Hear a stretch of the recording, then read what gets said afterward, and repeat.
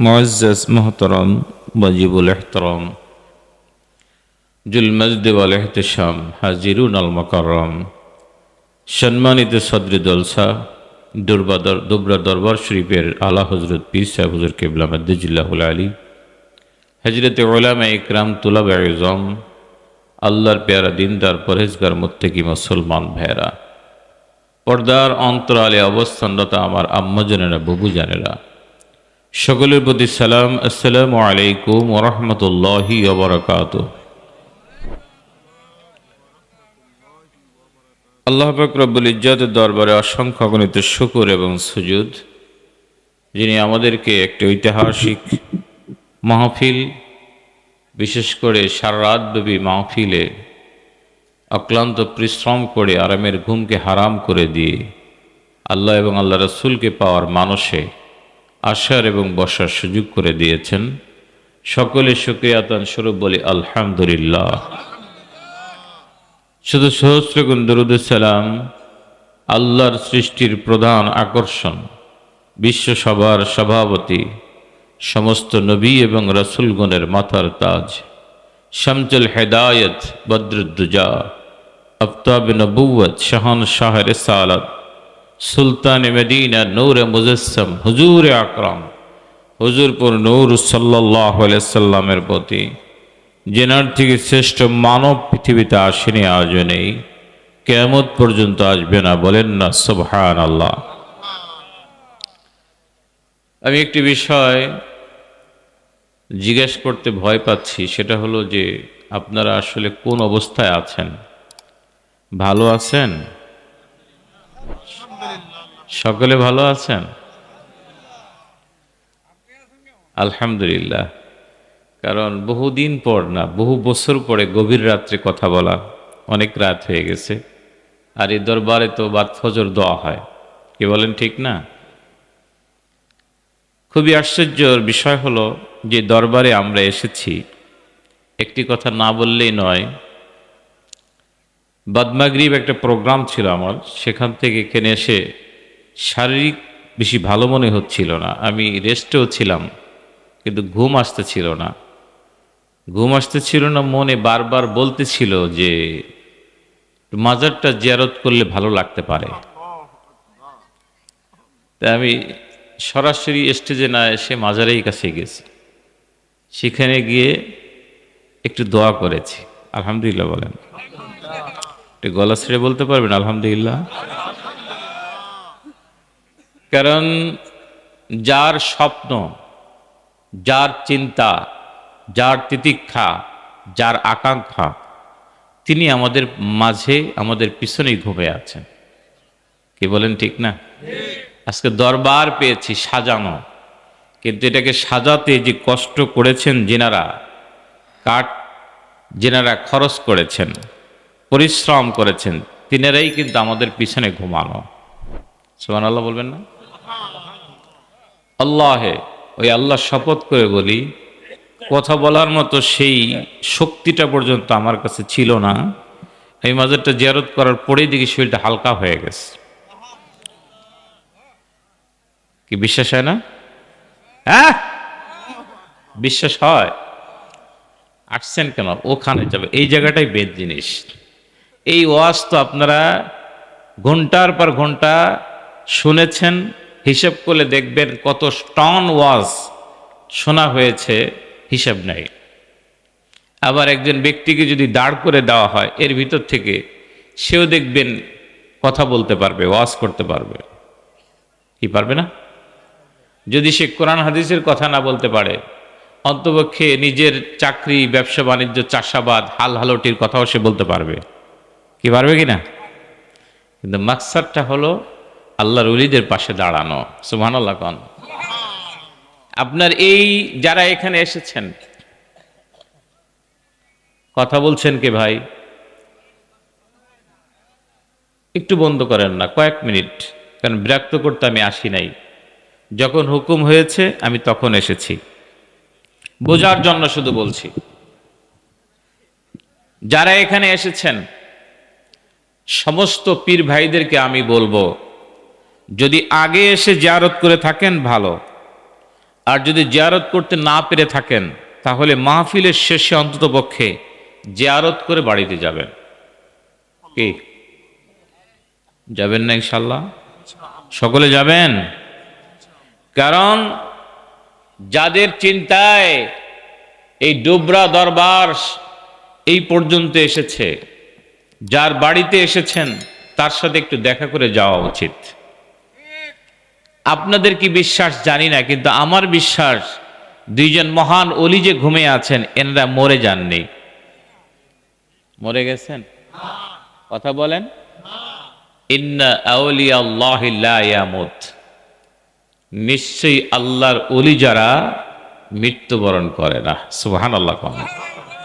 যদি আপনার সেই চোখটা থাকে, একবার চোখটা বন্ধ করে একবার খেয়াল করুন, দেখুন আমাদের দিকে তাকিয়ে আছে। কথা বুঝতে পেরেছেন? শুধু আসছি আর সিরিয়ালে বক্তার ওয়াজ শুনতেছি কান লাগায়া, তারপরে কষ্ট করে ঘুমটাকে উপেক্ষা করে শুনতেছি, বাস না। এখানে আসার উদ্দেশ্য থাকতে হবে জিয়ারত করা। কারণ আমরাও অন্ধ, তিনারাও অন্ধ নন। কে? ইত্তাকু ফিরাসাতাল মুমিন ফাইন্নাহু ইয়ানজুরু বিনূরিল্লাহ। আল্লাহু আকবার বলেন। তোমরা ওলিদের ফিরাসাতকে, দূরদর্শিতাকে ভয় করো, কেননা তিনারা আল্লাহর নূর দ্বারা দেখতে পায়। সুবহানাল্লাহ বলতে কষ্ট হচ্ছে? বন্ধু, আসার যাওয়া, তাবারক খাওয়া, মোসাবা করা এর ভিতরে সীমাবদ্ধ নয়। একজন আল্লাহর ওলির কাছে আসা মানে কি? নিজের এই দিলটা অন্ধকার হয়ে গেছে। আন আবি হুরায়রা রাদিয়াল্লাহু তাআলা আনহু قال قال رسول الله صلى الله عليه وسلم إن المؤمن إذا أذنب كانت نقطة سوداء في قلبه فإن تاب واستغفر سكل قلبه وإن زادت حتى تعلى قلبه فذلكم ران الذي ذكر الله تعالى كلا بل ران على قلوبهم ما كانوا يكسبون رواه الترمذي। আল্লাহু আকবার বলেন। সুনানে তিরমিজির হাদিস, রাইসুল মুহাদ্দিসিন আবু হুরায়রা রাদিয়াল্লাহু তাআলা দৃষ্টি বর্ণনা করেছেন। রাসূল আমার ইরশাদ করেন, ইন্নাল মুমিনা ইজা আজনাবা, কোন ইমানদার ব্যক্তি যখন একটি গুনাহের কাজ করে, কিসের কাজ? কানাত নুকতাতুন সাওদাউ ফি কলবি, একটা দাগ, কালো দাগ তার অন্তরের উপরে পড়ে যায়। ফাইন তাবা ওয়াস্তাগফারা সুকিলা কলবু, যখন সে তওবা করে, ইস্তেগফার করে, মাপ চা আল্লাহর কাছে রোনাজারি করে কাঁদে, সঙ্গে সঙ্গে দাগটা মিটে যায়। বলেন না সুবহানাল্লাহ। ওয়াইন জাদাত, শুধু বাড়ায় আর বাড়ায়, গুনাহ করে আর করে, মিথ্যা বলে আর বলে, পরনিন্দা করে আর করে, শিকায়েত করে আর করে, একটার পর একটা শুধু গুনাহ বাড়াতেই থাকে। এই জায়গাটা আস্তে আস্তে আস্তে আস্তে একটা, দুইটা, তিনটা, চারটা, পাঁচটা করে করে কালো কালো দাগ পড়ে মরিচিকা পড়ে যায়। একটি আয়নাকে সামনে আনার পরে দেখবেন আপনার চেহারাটা সুন্দর দেখা যাবে। যখনই আয়নার উপরে একটা লোহা দ্বারা বা কোনো কিছু দ্বারা একটা টান দিবেন, একটা দাগ হয়ে ছবিটা দুইটা ভাগ হয়ে যাবে। দ্বিতীয়টা করবেন, তৃতীয়টা করবেন, চতুর্থটা করবেন, পঞ্চমটার পরে দেখবেন চেহারাই দেখা যাচ্ছে না। কে বলেন ঠিক না? আলা ওয়াইন্না ফিল জাসাদি মুদগাতান ইজা সলুহাত সলুহাল জাসাদু কুল্লু ওয়া ইজা ফাসাদাত ফাসাদাল জাসাদু কুল্লু আলা ওয়াহিয়াল কলব। রাহু মুসলিম। আবু মুসা আল আশআরী রাদিয়াল্লাহু তাআলা আনহু, সহিহ মুসলিমের হাদিস। সর্বশেষ টুকরা এটি। মানুষের শরীরের ভিতরে এক টুকরা গোস্ত আছে, যদি সেটা ভালো হয় তার সমস্ত শরীরটা ভালো হয়ে যায়। জোরে হবে না সুবহানাল্লাহ? আর যদি এই গোস্তের টুকরাটা নষ্ট হয়, সমস্ত শরীরটাই নষ্ট হয়ে যায়। এই গোস্তের টুকরার নাম হচ্ছে কলব। কি নাম? কথা বলেন। এটা যদি মরিচিকা পড়ে, রাসূল পাক সাল্লাল্লাহু আলাইহি ওয়াসাল্লাম বলছেন, কাল্লা বাল রানা আলা কুলুবিহিম মা কানু ইয়াকসিবুন, এটা সেই মরিচিকা যা গুনাহের কারণে তার অন্তরে লেগে আছে। চিল্লায় বলেন নাউজুবিল্লাহ। এই মরিচিকা পরিষ্কার করার জন্যে, এই গুনাহ পরিষ্কার করার জন্যে আল্লাহর ওলির দরবারে আসতে হয়। কি বলেন, ঠিক না? রাসূল পাক সাল্লাল্লাহু আলাইহি সাল্লাম থেকে আব্দুল্লাহ ইবনে ওমর রাদিয়াল্লাহু তাআলা একটি হাদিস বর্ণনা করেছেন, আন্নাহু কানা ইয়াকুল, আমি প্রায় আমার রাসূলকে বলতে শুনতাম, লিকুল্লি শাইইন সিকালাতুন ওয়া সিকালাতুল কুলুবি যিকরুল্লাহ ওয়া মা মিন শাইইন আনজা মিন আযাবিল্লাহ মিন যিকরিল্লাহ, রাহুল বাইহাকি। আল্লাহু আকবার বলেন, চিল্লায়ে বলেন আল্লাহু আকবার। সুনানে বাইহাকির হাদিস। আব্দুল্লাহ ইবনে ওমর রাদিয়াল্লাহু তাআলা বলেন, আমি আমার নবীকে প্রায় বলতে শুনতাম, রাসূল বলতেন, প্রত্যেকটা বস্তু পরিষ্কার করার জন্য মেডিসিন আছে, জামা কাপড় পরিষ্কার করার জন্য সাবান আছে, বাসন কুসন পরিষ্কার জন্য ভীম আছে, লোহার জং পরিষ্কার করার জন্য রেত আছে কি নাই? কথা বলেন। মানুষের বাম দুধের 2 আঙ্গুল নিচে এক টুকরা গোস্ত আছে, এই গোস্তের টুকরাকে পরিষ্কার করার জন্য একটাই মাত্র মেডিসিন, সেটা হচ্ছে আল্লাহর জিকির। কার জিকির? কার জিকির? কার জিকির? ওয়া মা মিন শাইইন আনজা মিন আযাবিল্লাহি মিন যিকরিল্লাহ। রাসূল আমার বলেন, জাহান্নাম থেকে মুক্তি দেওয়ার জন্য যদি অতি উত্তম কোন পাথেয় থাকে, আল্লাহর জিকিরের উপরে আর নাই। চিল্লায়ে বলেন সুবহান। এই জন্য বন্ধুরে, আল্লাহর ওলিরা বলেন, বাবা জিকির করো, জিকির করো, জিকির করো, বেশি বেশি করে করো। আপনি মনে করেন দোবরার পীর সাহেব বোধহয় এটা বলছেন, ওনার কথা না। আবার মাবুদ কোরআন সাক্ষী দেয়, বলেন, ইয়া আইয়ুহাল্লাযীনা আমানু যকুরুল্লাহ, ইয়া আইয়ুহাল্লাযীনা আমানু যকুরুল্লাহ,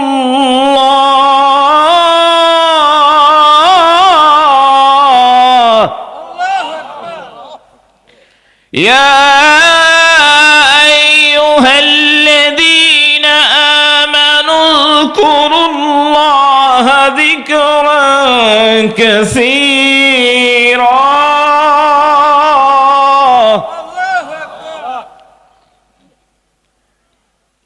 آمنوا اذكروا الله ذكرا كثيرا وسبحوه بكرة وأصيلا। আমার আল্লাহ বলছেন, হে ঈমানদারেরা, তোমরা আমি আল্লাহকে বেশি বেশি করে স্মরণ করো। সুবহানাল্লাহ বলেন।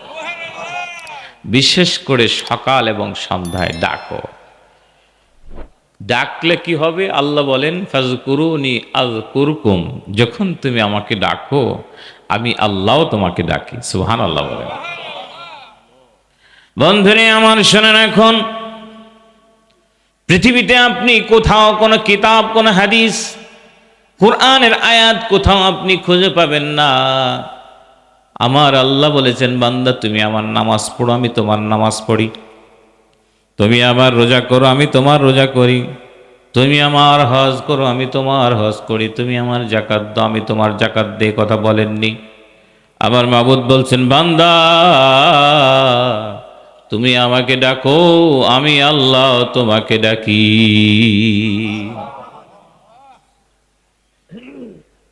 ইন্নাস সালাতা তানহা আনিল ফাহশাই ওয়াল মুনকার ওয়া লাযিকরুল্লাহি আকবার। আল্লাহর ডাক বড়।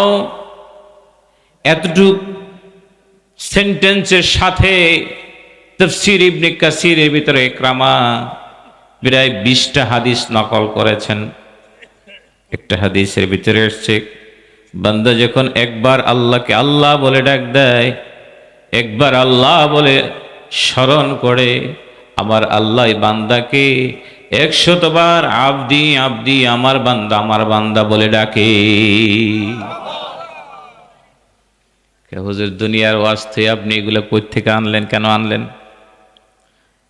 আপনি যদি জিকির না করেন, নামাজ পড়ে কোনো শান্তি আপনার হবে না। লা সালাতা ইল্লা বিহুজুরিল কলব, নামাজ হবে না হুজুরি কলব ছাড়া। হুজুরি কলবটাই তো জানি না। হুজুরি কলবটা কি তাই তো আমি জানি না। তো নামাজ হবে কি করে? মসজিদের ভিতরে প্রবেশ করলে, ঢুকলেই দুনিয়ার চিন্তা আসে কিনা? কথা কয় না?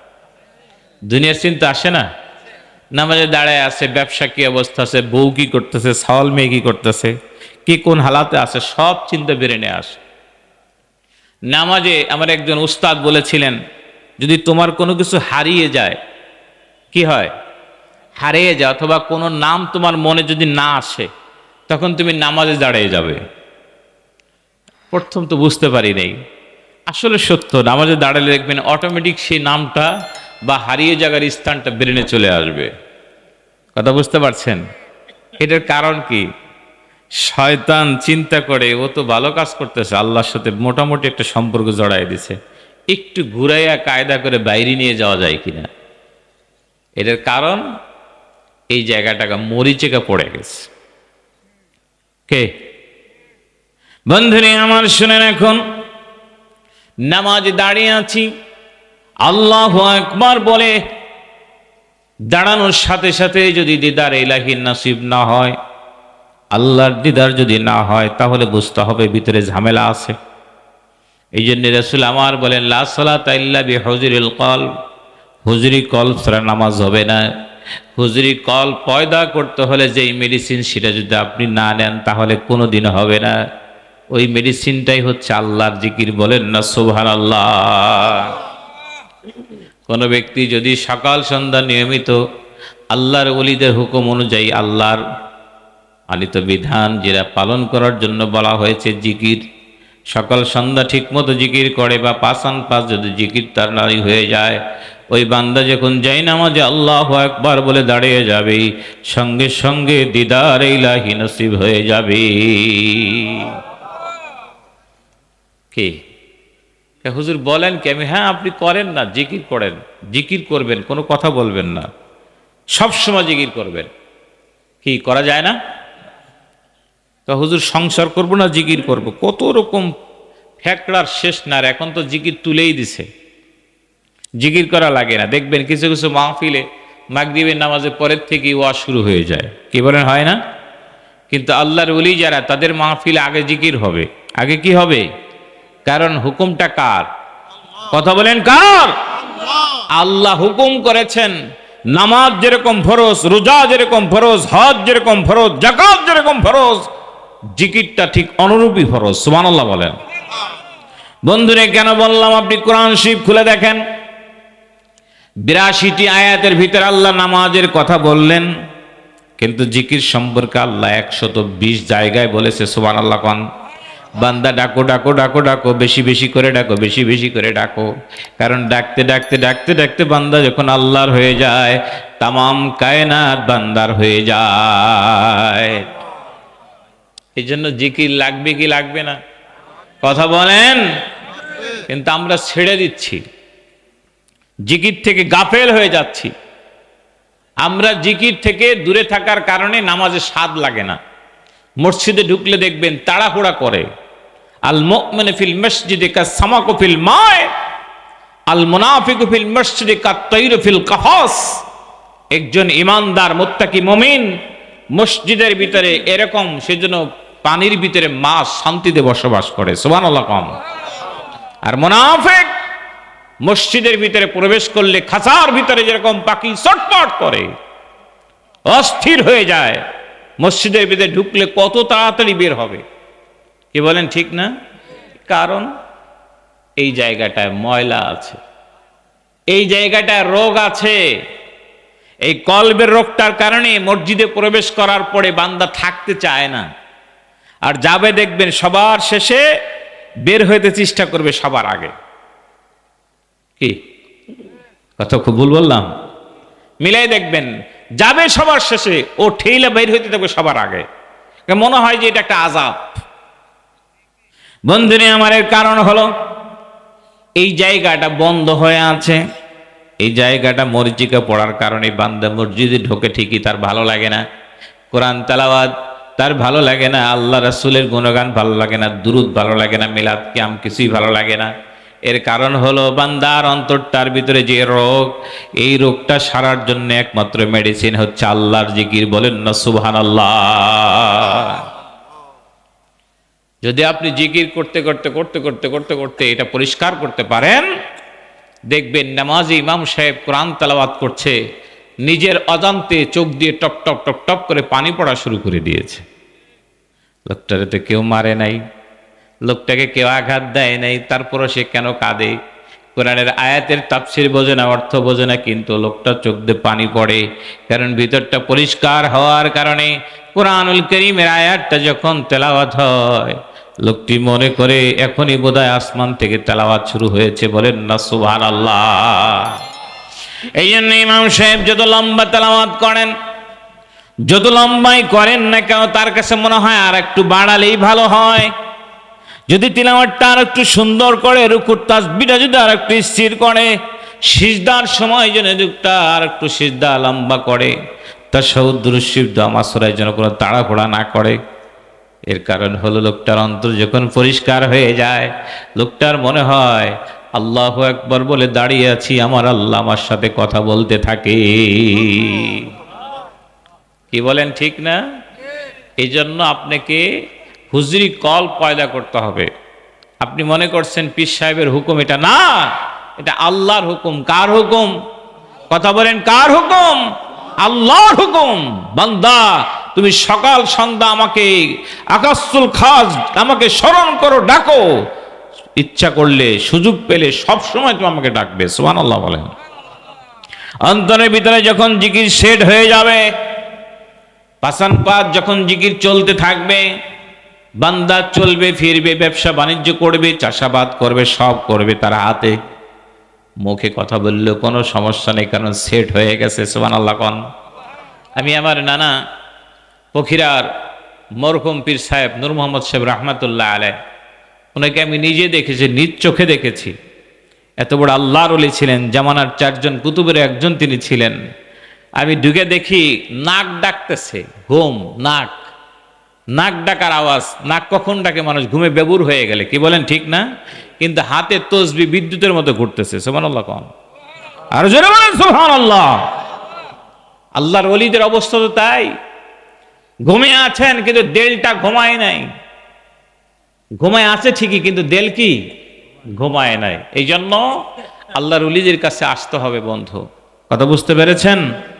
যে ওলির দরবারে এসেছি খালি আসবো আর যাবো এটা না, কিছু নিয়ামত নিতে চেষ্টা করতে হবে। আজকে বাড়িতে যাবেন, যারা পর্দা করেন না, এখানে অনেক ব্যক্তি আছে পর্দা জানেই না যে কেমনে করতে হয়। পর্দা করেন না, পর্দা করবেন। কি পর্দা করা? কি কথা বলেন? ফরজ। পর্দা করা ফরজ।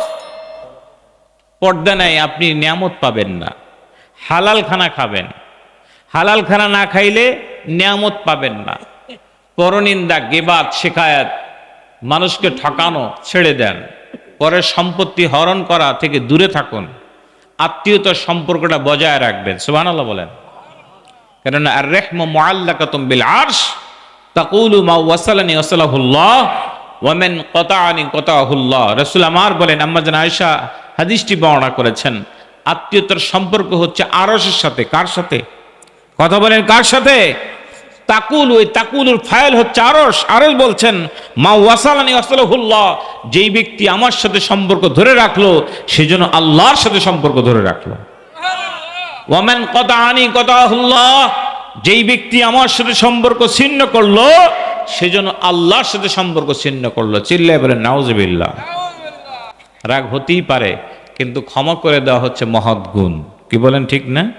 আল্লাহ বলছেন খুজিল আফওয়া ওয়া'মুর বিল উরফ ওয়া'রিদ আনিল জাহিলিন। আমি শুরুতেই ছোট্ট একটু আয়াত তেলাওয়াত করেছি। রাসূল সাল্লাল্লাহু আলাইহি ওয়াসাল্লামকে আল্লাহ বলছেন ক্ষমা করা, সৌজন্যতাকে আপনি অবলম্বন করুন, গ্রহণ করুন। সুবহানাল্লাহ বলেন। কেননা ক্ষমা যদি করতে না পারেন তাহলে মানুষ আপনার কাছে ভিড়বে না। কি বলেন, ঠিক না? ক্ষমা যদি আপনি করতে না পারেন, রাসূল পাক সাল্লাল্লাহু আলাইহি সাল্লাম এই আয়াতটির 2টি ব্যাখ্যা রয়েছে। তাফসীর ইবনে আব্বাস তিনি ব্যাখ্যা করেছেন যে রাসূল সাল্লাল্লাহু আলাইহি ওয়াসাল্লাম দেখতেন সাহাবীরা যে নামাজ পড়ে ওই নামাজটা আসলে হুজুরের দৃষ্টিতে একেবারে মোকাম্মল পরিপূর্ণ নামাজ হচ্ছে না। হুজুর ইসলাম চাইতেন যে আরো সুন্দর করে নামাজ পড়ুক। সুবহানাল্লাহ কোন। আল্লাহ পাক রব্বুল ইজ্জত এই কঠোরতা দেখেই বললেন আপনি ছেড়ে দেন, ক্ষমা করুন। তারা যেভাবেই পড়ুক, পড়তে দেন। আস্তে আস্তে পড়তে পড়তে এক সময় তারা পরিপূর্ণভাবে আদায় করবে। বলেন না সুবহানাল্লাহ। এই জন্য ক্ষমাকে গ্রহণ করতে হবে, সৌজন্যতাকে গ্রহণ করতে হবে। তাহলেই দেখবেন আল্লাহ পাক রব্বুল ইজ্জত আপনার মর্যাদাকে আরো অনেক বাড়াইয়া দিচ্ছে। কি বলেন ঠিক না? একজন ভাইয়ের সাথে এমন লাগে, এমন গন্ডগোল বেঁধে গেছে, সে ভাইয়ের দিকে তাকায় না, শপথ পড়ে আমি মরে গেলে আমার জানাজায় আসবে না। কি আছে না এরকম? কথা কয় না, লা ইয়াদখুলুল জান্নাতা কাতিউন, সে জান্নাতেই যাবে না যখন সে সম্পর্ক ছিন্ন করে ফেলল। তাহলে আপনি নামাজ পড়ে কি হবে, রোজা করে কি হবে, হজ করে কি হবে, যাকাত দিয়ে কি হবে, চিল্লাই গিয়ে কি হবে, পীরের কাছে গিয়ে কি হবে? আপনার ঘর আগে সুন্দর করতে হবে। কথা বুঝতে পেরেছেন? বন্ধু ভাই ভাই সম্পর্ক বজায় রাখতে চেষ্টা করবেন, কেননা চক্ষুটা বন্ধ করে গেলে এই 1 বিঘা জায়গার আপনার কোনো মূল্য নাই, এটা কোনো প্রয়োজনই আসবে না।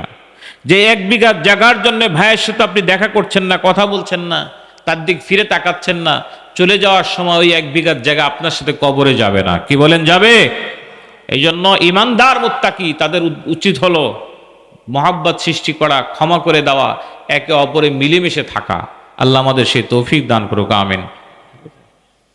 আর কথা নয়, যেহেতু বেঁধে দেওয়ার সময় আমি দোয়া নিতে এসেছি।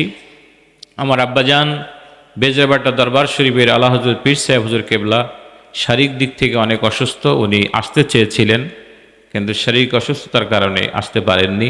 আমি আপনাদের কাছে বাবার হয়ে দোয়া চাচ্ছি, কারণ নিয়ামত তো চলেই গেল, এক এক করে সব নিয়ামত চলে যাচ্ছে, বিভিন্ন দরবারে মুরব্বীরা চলে যাচ্ছেন। আল্লাহ পাক রব্বুল ইজ্জত আব্বাজান আম্মাজান সহ সকলের হায়াতে বরকত দান করুন, আমিন। সিলসিলায় মুজাদ্দিদ জামানের আমরণ খেদমত করে যাওয়ার তৌফিক দান করুক, আমিন। আমাদেরকেও এই দামান ধরে আমাদেরকে চলার তৌফিক আল্লাহ দান করুন। এই দরবারকে আল্লাহ কিয়ামত পর্যন্ত বেদাত মুক্ত দরবার হিসেবে কবুল করুন, আমিন। ভাই ভাই সকলে মিলেমিশে চলতে পারে সেই তৌফিক আল্লাহ দান করুক, আমিন। ওমা আলাইনা ইল্লাল বালাগ। আসসালামু আলাইকুম ওয়া রাহমাতুল্লাহি ওয়া বারাকাতুহু।